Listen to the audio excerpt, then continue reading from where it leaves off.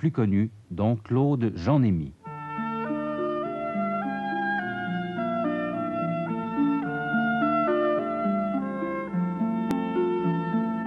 Don Claude Jean-Némy est entré au monastère de la Pierre-qui-Vire en 1938.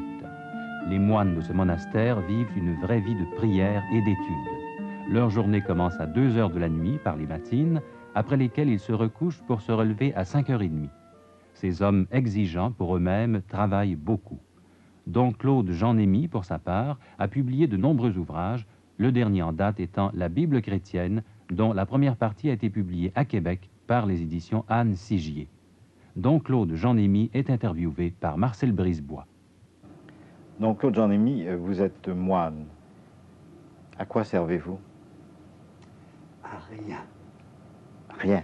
Et c'est comme ça que nous servons quelque chose. Je ne comprends pas. C'est très mystérieux pour moi. Je voudrais justement essayer de vous expliquer ce paradoxe, non pas seulement de la vie monastique, mais je pense de la vie chrétienne. On est perdu, et le monde est perdu, parce qu'il ne cherche que ce qui sert. Si bien que ce qui est gratuit, ça n'a plus de place dans notre monde, dans la mesure où on se laisse aller à cette question-là. Or, l'esprit, ça sert à rien. L'amour, ça sert à rien, sinon à être. Regardez, si Dieu existe, hein, et on ne serait pas moins si on ne croyait pas qu'il existe. Si Dieu existe, est-ce que ça ne vaut pas la peine, je dis bien, c'est pas toujours facile, la peine de s'occuper de lui?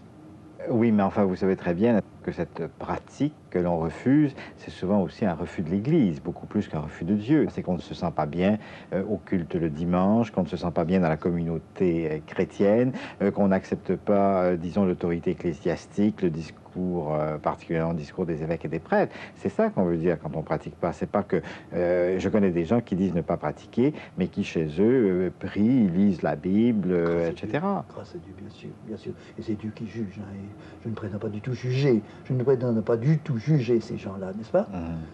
Mais je dis que quand on présente Dieu à la messe, Dieu, le Christ, tout entier, et si je me plains que moi je voudrais en français ou en latin ou en grec ou en hébreu, je m'en fiche, vous comprenez? Et si je veux avoir telle ou telle cérémonie ou tel prêtre ou que la longueur du nez du prêtre ne me plaît pas, je trouve que c'est vraiment pas très sérieux quand même. Mais c'est très souvent aussi parce qu'on trouve que le sermon est vide, n'a pas de prégnance sur la vie, ou bien qu'il est même très banal. C'est peut-être souvent ça aussi. Oui, c'est peut-être qu'il y aurait des progrès à faire, ça, je ne le nie pas, bien sûr. Et c'est vraiment dommage qu'on ne profite pas plus de cet avantage énorme qu'a l'Église d'avoir chaque dimanche, pouvoir parler et expliquer la parole de Dieu aux gens. Ça, c'est vrai, on ne fait pas assez. Bon, mais précisément, peut-être qu'on le ferait mieux, que les prêtres le feraient mieux, s'ils avaient plus de temps pour la vie intérieure. Donc votre vie à vous, c'est une vie, si je comprends bien, qui est toute centrée sur Dieu. Oui, mais alors je voudrais ajouter une chose aussitôt après.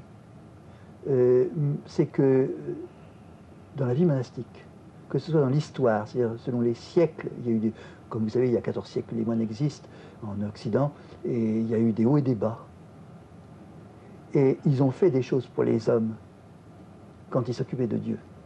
Et plus ils s'occupaient de Dieu, plus... Ils ont fait les fromages, ils ont fait le champagne. C'est pas si mal. C'est pas si mal. Pas si mal. Mais ils ont tout fait. Ils ont fait des ponts, ils ont fait des marchés, ils ont ce dont il y avait besoin pour les hommes de l'époque. Donc cette vie de réclusion, cette vie de séparation n'est pas une vie de mépris, si je comprends, si vous voulez. Absolument pas, absolument pas. Au contraire. Vous savez, moi j'appartiens à un monastère qui a été fondé par un prêtre dévoré par l'esprit missionnaire. Sur son lit de mort, hein, dans son agonie, dans son délire, il voulait se relever. Et alors on disait, mais il faut pas, il faut partir pour sauver les âmes. Or, ce prêtre, il a été amené par Dieu, je pense, parce que c'était vraiment un homme très spirituel, en même temps quelqu'un de très rude, un fils de bûcheron, quelqu'un de très rude. Et il a été amené à se retirer, à fonder ce monastère.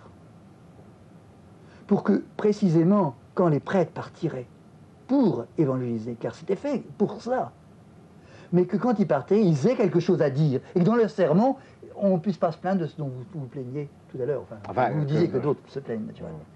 Moi, je suis mauvaise langue. Oui, oui. Mais je l'ai entendu aussi, vous savez. Puis il m'est arrivé moi-même de sortir de certains sermons en étant un petit peu peiné, bien sûr. Il y a combien de temps que vous êtes devenu moine? 46 ans, je pense, 1938. Vous n'avez jamais arrêté? Non, jamais. Mais je ne veux pas dire que ça a été sans difficulté. Non, jamais. Vous savez, moi je crois à la parole. La parole qu'on donne. On n'y croit plus aujourd'hui. Est-ce qu'il y a beaucoup de jeunes gens qui actuellement se dirigent vers les monastères? Oui, mais ça dépend vers certains, plus vers moins vers d'autres. Est-ce que vous savez que, par exemple, je voyais il y a 8 jours, là, à Rimont, il y a une jeune communauté, ils sont déjà 40 au bout de 3 ans. Comment expliquez-vous actuellement la fascination qu'exercent sur les jeunes les formes orientales de vie monastique? Je pense que beaucoup de jeunes actuellement sont fascinés, par exemple, par le bouddhisme zen ou par les Hare Krishna, etc. Comment expliquez-vous ce phénomène-là? Précisément parce qu'ils croient y trouver ce qu'ils ne croient qui n'existe plus dans le christianisme, parce qu'ils ne voient plus qu'un christianisme qui a l'air de vouloir servir à quelque chose, qui en fait ne sert pas à grand-chose d'ailleurs. Et qu'ils cherchent du côté de la prière.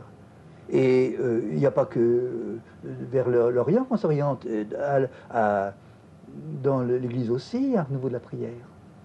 Vous avez travaillé une grande partie de votre vie justement au renouveau liturgique. Oui. Est-ce que vous n'êtes pas déçu de voir la tournure que ça prend? Et il me semble qu'actuellement, il y a beaucoup moins d'intérêt pour la vie liturgique dans l'Église, chez les chrétiens, qu'il pouvait y en avoir même avant le Concile, quand on critiquait la messe, les formes de sacrement, etc. Est-ce que ça vous étonne pas? Vous savez, nous avons 14 siècles, puis le christianisme, il y a 20 siècles d'existence. Alors les hauts et les bas, on connaît bien ça. Moi, je pense simplement qu'il y a une réforme qui est bonne dans l'ensemble, qui a été plus ou moins bien appliquée, plutôt moins bien que bien. C'est encore un peu tôt pour en juger. Je pense que on juge trop vite. Mais je pense que nous tenons le bon bout, que ça reviendra. Et ça reviendra comment?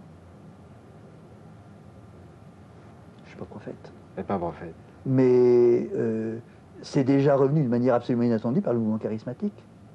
Comment vous réagissez devant ce mouvement charismatique? Moi, personnellement, je ne suis pas du tout attiré. Ce n'est pas du tout mon genre.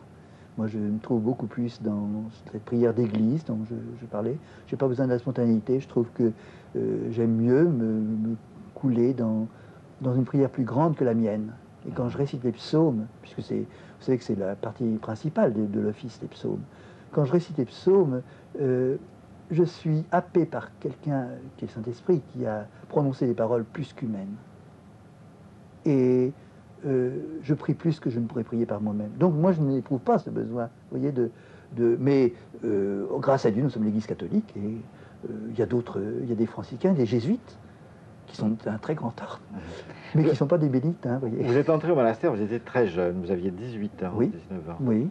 Qu'est-ce que ça voulait dire pour vous renoncer à toute carrière humaine? Ah, ça voulait dire des tas de choses très importantes. Par exemple, renoncer à la mer. Je croyais que je ne reverrais jamais la mer. Et la mer, l'océan, l'océan, oui. Non, pas votre mère, non, votre maman. Oui, l'océan. Et oui, je croyais que je ne la verrais jamais.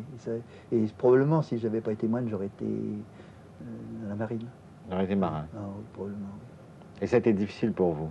Non, pas difficile. C'est comme quelqu'un qui aime une femme. Je pense que il doit être attiré par la femme, et je suppose. Enfin, en tout cas, moi, je peux dire, c'est un jour, une heure, c'est un jeudi saint. J'ai été appelé par notre Seigneur, quoi. J'ai pas eu de vision, pas du tout. Vous venez précisément de parler des amours humaines, ou de l'amour humain. Vous avez écrit un livre sur l'amour du Christ. Oui. Comment peut-on parler de l'amour du Christ quand on n'a pas l'expérience des amours humaines?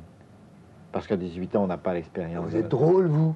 Et l'amour, j'ai pas eu l'amour humain, et avec mon père, avec ma mère, avec mes frères, avec mes sœurs, et avec tous les hommes et toutes les femmes que j'ai rencontrés. Je sais pas ce que c'est que l'amour humain.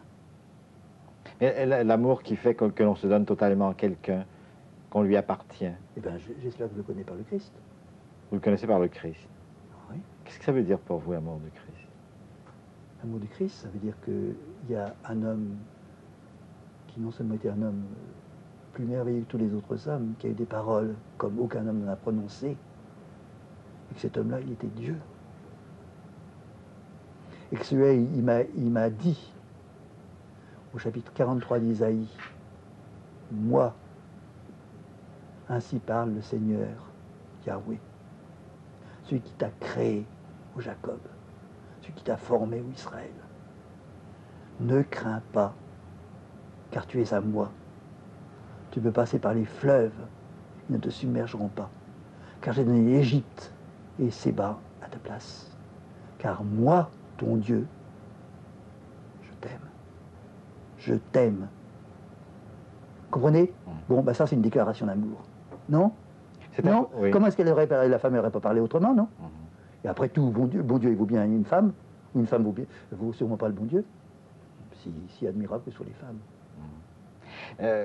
Donc, Claude Jean-Némy, actuellement, les hommes qui fascinent les êtres jeunes, oui. Bon, ce sont des leaders sociaux. C'est Karl Marx, c'est Che Guevara. Ce sont des hommes qui veulent transformer le monde. On ne dira pas de Che Guevara, il est extraordinaire, il aimait les hommes. Et Karl Marx, il aimait les hommes. Non, ils sont des hommes d'action.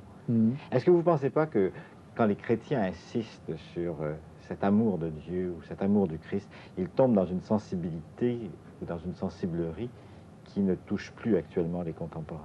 Oui, alors, sensibilité, bon, peut-être que certains peuvent tomber dans la sensibilité, mais je vous assure que quand on était 46 ans moine, on n'est pas tellement dans la sensibilité. Hein, et qu'on ne va pas l'office pendant la nuit, quand on n'a pas tellement envie de se relever, on n'y va pas par sensibilité, vous savez. Hein, la lune de miel, ça ne dure pas tellement longtemps, d'ordinaire. Vous comprenez?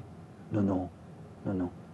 Et puis, je reviens à ce que je disais tout à l'heure, c'est que ce sont les moines qui sont les plus ardents à la prière, qui sont aussi ceux qui sont les plus dévoués aux autres.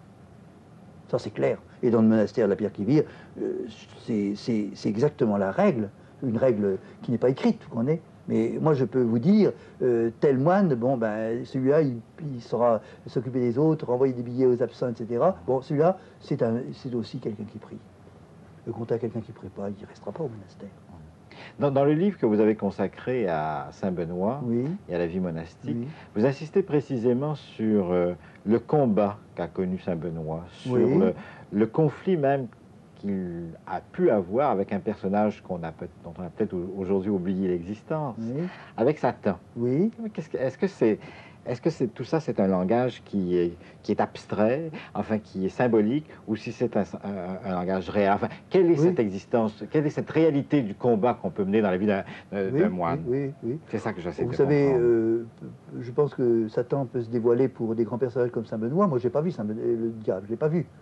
Mais le mal, ça existe. Même dans un monastère. Où il y a en moi, et en chacun de nous. Et vous croyez qu'après, depuis la guerre de 40, avec tout ce qu'on a vu, tout ce qu'on voit actuellement, vous croyez que le mal, ça n'existe pas? Ça, c'est le mal à l'extérieur du monastère. On n'est plus à l'époque de Rousseau, on ne peut plus se faire d'erreur là-dessus. Mais ça, c'est le mal à l'extérieur du monastère, c'est pas le mal dans le monastère. Parce que là, il n'y a que des gens qui sont bons, bien et bienveillants, non? Vous savez, je crois que c'est Louis Veuillot. Ce sont des images qu'on se fait. Disait, moi, je ne sais pas ce que c'est qu'un brigand, mais je sais ce que c'est un honnête homme et c'est vraiment pas beau. En d'autres termes, si je me... Le mal, il est en nous. Oui. Moi, je suis capable de tout, y compris de tuer. J'en ai l'évidence. L'évidence. C'est pas de la faussité que je fais, c'est l'évidence. C'est que dans certaines circonstances, je sais que j'aurais pu tuer. J'ai pas de couteau ni de revolver. J'ai en moi de quoi tuer. Donc, quand on pense, lorsqu'on vit dans oui. le monde, que dans les monastères tout va bien, qu'il y a là la paix, etc., qu'on trouve la sérénité et les amitiés les plus profondes, on se fait un peu d'illusions, c'est ce qu'on Non, je dois dire, et vous voyez, quand je suis allé au Canada, parce que la première fois que je suis allé au Canada, c'est là que j'ai rencontré l'éditrice qui a fait que j'ai étudié la vie chrétienne au Canada. Mais c'était pour des retraites dans les monastères. Et j'étais très frappé, très heureux de voir que les pères, surtout ceux d'un certain âge, étaient arrivés à une grande sérénité. Alors que la vie n'était pas toujours tellement facile dans ces monastères, comme partout ailleurs, vous voyez. Et je pense que c'est quand même cette paix, même à l'époque, parce que bon, il y a peut-être si vous voulez, c'est comme dans la vie naturelle, vous savez, l'âge de 40 ans n'est pas un âge tellement facile, 50 ans n'est pas un âge tellement facile non plus. Mais je pense que même alors, la paix reste parce que ce qui est remis en question sont des questions secondaires, tout est secondaire. Et c'est ça la liberté finalement, c'est que quand vous êtes happé par quelqu'un comme Dieu, c'est tout le reste. Hein. Je disais tout à l'heure, bon, la messe en français ou en anglais, qu'est-ce qu'on peut s'en fiche? Et même si moi ça m'horripile, certains chants français m'horripilent. Bon, puis après. Pourquoi vous avez choisi la tradition bénédictine et non pas une autre tradition monastique? Qu'est-ce qu'elle a de particulier qui vous attirait, vous? C'est-à-dire que vous savez, encore une fois, il ne s'agit pas du tout d'un idéal et puis d'une recherche générale. Il s'agit d'un fait très concret. Je vous ai dit, bon, le Christ m'a appelé à ce monastère. Je connaissais presque pas les autres, etc. Vous voyez. Mais je dois dire qu'une fois que je suis entré, et c'est pour ça que je suis entré, une fois que je suis entré, j'ai vu deux choses, enfin, surtout avec l'expérience. Premièrement, c'est pour répondre à votre question tout à l'heure, combien il avait été utile pour moi d'être dans un monastère et gardé par la règle. Parce que les moines ne sont pas nécessairement des gens forts. Ils ont besoin de pouvoir s'appuyer. Et je ne prierai pas toutes les nuits s'il n'y avait pas la cloche pour me réveiller. Bon. Et deuxièmement, j'ai eu la chance d'entrer dans ce monastère, où, comme je vous dis tout à l'heure, je crois, le fondateur avait une vocation missionnaire, apostolique. Vous voyez ? Et moi, j'avoue, je ne cache pas que ma vocation était sacerdotale et que la vie monastique m'a permis d'être beaucoup plus profondément, je l'espère, et même largement prêtre, car j'ai fait tous les ministères. Mais pourquoi ne pas avoir choisi le clergé diocésain? Pourquoi aller dans un monastère pour être prêtre? Eh bien, j'avais jamais pensé être moine, oui, jamais. Et puis, parce que je m'étais brouillé, c'est pas mal pour les gens qui ne pratiquent pas, j'étais brouillé avec les prêtres de mon diocèse. Et je voulais plus entendre parler d'eux, et je voulais pas avoir la célébration pascale avec eux. Alors je suis allé dans un monastère, pour pas être dans le diocèse. Et puis, j'ai trouvé que c'était pas si mal, la liturgie, elle m'a plu, et j'y suis retourné 4 ans de suite, sans aucune idée d'entrer comme moine. Et au bout de 4 ans, je voyais comme un père, et ce père m'a dit, mais... Alors les moines, eux, ils disaient comment ça se fait, parce que j'avais 14 ans, j'ai commencé à 14 ans, 15 ans, vous voyez. Bon, alors j'étais comme un gosse, je voulais jouer aux moines, alors je tenais à aller à l'office de nuit, tout ça. Alors les moines disaient, mais c'est pas possible, moi je dis, pas du tout. Le père, donc, m'a posé la question, vous avez jamais pensé être moine? Moi, j'y avais jamais pensé, mais jamais. Ça m'était pas venu une fois à l'esprit, même comme un rêve ou comme une idée comme ça qui me passe à la tête. Et je lui ai dit, pensez-vous, vous vous voyez obéir, moi, pas question. Et le père m'a répondu simplement, peut-être que c'est justement pour ça. Puis c'est tout. Puis 1 an après, je suis revenu encore pour Pâques. Et puis, ce jeudi saint-là, le Christ m'a dit, et alors, il n'y a plus d'objection, plus de difficulté, plus de discussion, c'était comme ça.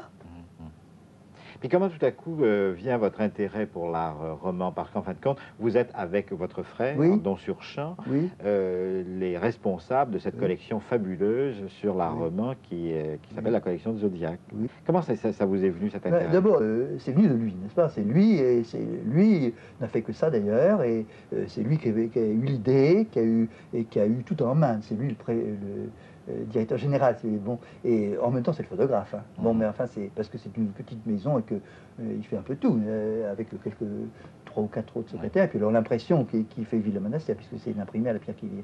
Mais il se trouve que comme j'étais son frère, évidemment mais l'art roman, c'est l'art de l'époque monastique. On est entre le 6e ou le 6e siècle et le 12e siècle.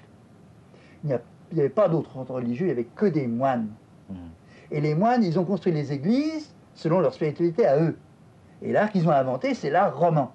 Bon, je ne veux pas dire que c'était les architectes qui nécessairement, les maîtres d'œuvre étaient nécessairement des moines, n'est-ce pas? Souvent, c'était sûrement des laïcs, etc.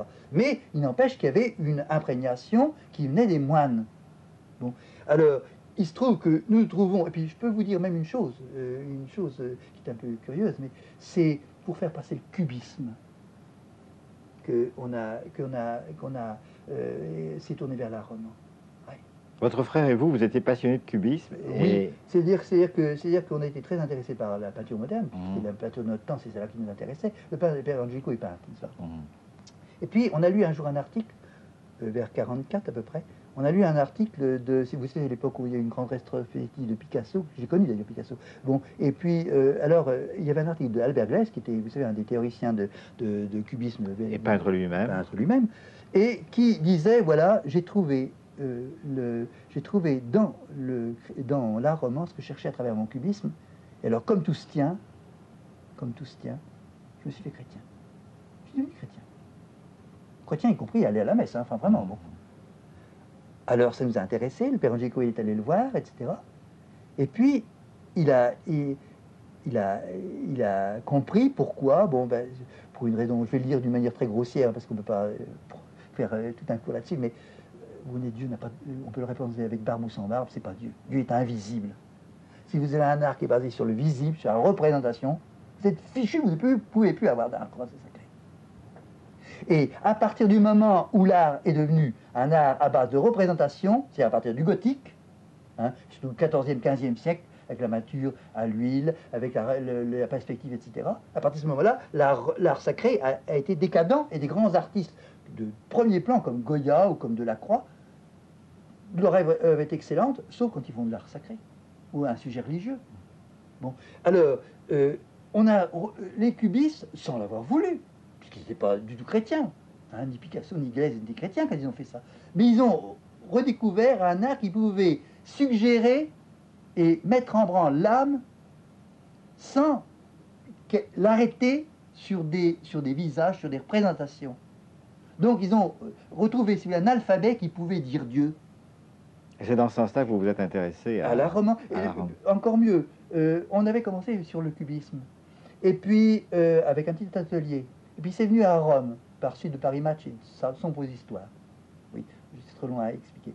Et Pie XII, qui à ce moment-là, vous savez, était très très raide, a envoyé au Père Abbé un monitum en disant cessez ce travail de peinture dans le sens du cubisme. Alors on a dit, bon, on va obéir, parce qu'on est des moines, on obéit. Mais on va faire passer la même chose, mais par l'art roman. Parce que du moment que c'est de l'art roman, on est, comme il y a 8 siècles, tout le monde est d'accord, c'est beau. Et d'ailleurs, c'est un art qui fascine même les incroyants. Vous savez très bien que les églises et monastères sont visités précisément par... C'est le grand intérêt de ce dialogue, c'est qu'on a un public qui est à 20 ou 30% d'incroyants. D'incroyants. Et c'est important pour vous, ce contact-là, cette œuvre-là. Bien sûr. Oui. Bien sûr, même témoignage, du temps de témoignage, enfin, donc de cette cahier d'humanisme chrétien, j'ai eu beaucoup de contacts avec des incroyants, bien sûr, bien sûr, bien sûr. On est tous des hommes, on a tous la même recherche, vous voyez. Hein, il faut tâcher de savoir ce que c'est que d'être un homme.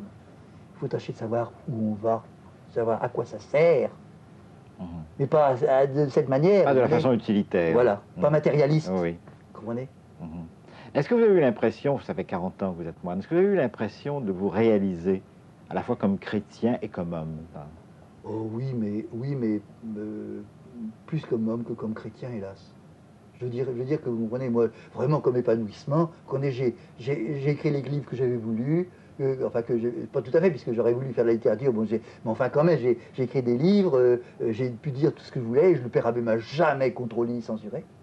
Hein. Et il m'a fait confiance. Si j'avais fait une boulette une fois, il m'aurait peut-être contrôlé après. Mais bon, donc, donc j'ai pu vraiment, moi, j'ai une vie. Je vous disais tout à l'heure, j'ai fait, je crois, tous les ministères possibles. Les hôpitaux, les clochards, j'ai rencontré tous les publics. Vous n'êtes pas qu'un écrivain, qu'un homme de lettres ou qu'un esthéticien. Non, et c'est dommage, évidemment, je ne suis pas un spécialiste, je ne suis pas un diplômé, je ne suis pas un docteur. Vous auriez aimé vous concentrer? Non, mais malgré tout, ça a des inconvénients, c'est sûr. C'est sûr. Il y a des gens qui me traitent un peu de polygraphe, vous voyez, mais c'est un peu vrai. Mais je pense que dans la mesure où c'est des choses que j'ai vécues et que j'essaie d'expliquer aux gens, alors je ne suis pas de la recherche, vous voyez. Et qu'est-ce qui fait l'unité de votre vie? J'espère que c'est Dieu. J'espère que c'est Dieu. Sinon, c'est dans ce sens-là que je vous disais que je me posais peut-être des questions dans mon épanouissement monastique. Je me pose ces questions-là, je les poserai au Père Abbé. Et tant que le Père Abbé me dit que je peux continuer, je pense que j'ai pas trop d'inquiétude à avoir. Mais c'est un danger, certainement. Un danger. Et il y a un équilibre à garder, vous voyez, c'est une affaire d'équilibre, ça. C'est-à-dire que c'est les choses dont on peut difficilement parler, mais la prière, c'est fondamental. Je viens à Paris, mais je ne pourrais pas rester longtemps à Paris. On se vide très vite.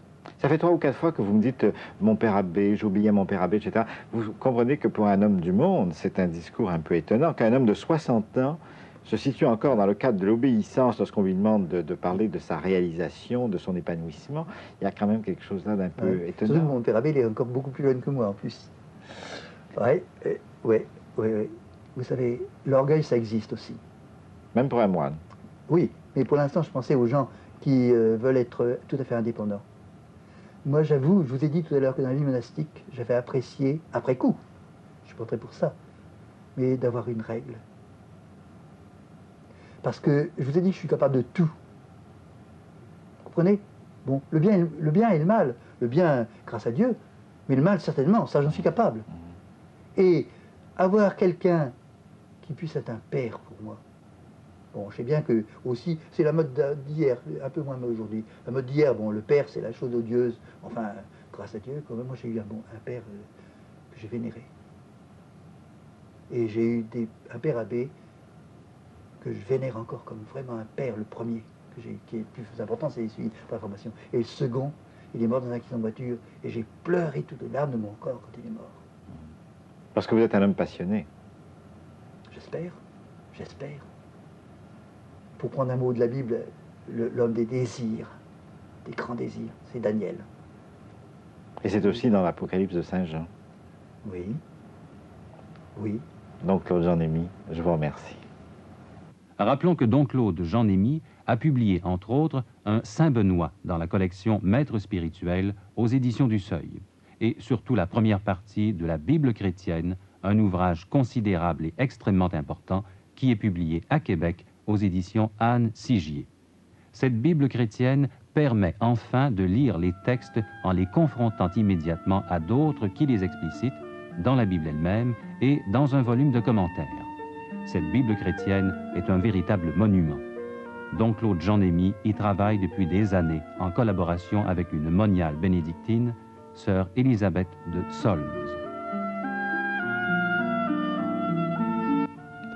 Une nouvelle Bible unique en son genre, voilà de quoi nous parlera Don Claude Jean-Némy lors d'une nouvelle rencontre demain à la même heure.